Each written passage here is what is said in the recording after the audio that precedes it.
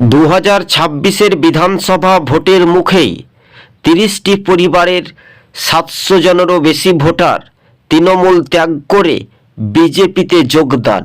উত্তরবঙ্গে ফের কিন্তু তৃণমূলের বড় ধাক্কা, বিজেপির জয়, ক্ষমতায় আসছে শুধু সময়ের অপেক্ষা। 2026-এর বিধানসভা নির্বাচনেই জনমত সমীক্ষার ইঙ্গিতেও বলছে ফের কিন্তু বিজেপি ক্ষমতায় আসতে চলেছে। তৃণমূলের চতুর্থবারের ক্ষমতা এবার কিন্তু দুর্বল হচ্ছে।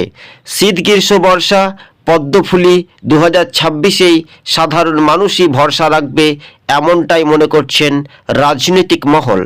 তবে আলিপুরদুয়ার জেলার নেতৃত্ব জানিয়েছেন তারা সংগঠন আরও মজবুত করছে। তৃণমূলের জুলুম অত্যাচারের হাত থেকে রক্ষা পেতেই ফের পদ্মফুলের ওপর ভরসা রাখলো এবং যারা দল ত্যাগী তারা জানিয়েছেন যে তৃণমূল হটাও, রাজ্য বাঁচাও। আপনারা দেখছেন টিভি সকাল ইউটিউব চ্যানেল। দর্শক বন্ধুগণ, ভিডিওটি শেয়ার করে পাশে থাকবেন। আপনাদের মতামত কমেন্ট বক্সে জানাতে পারেন।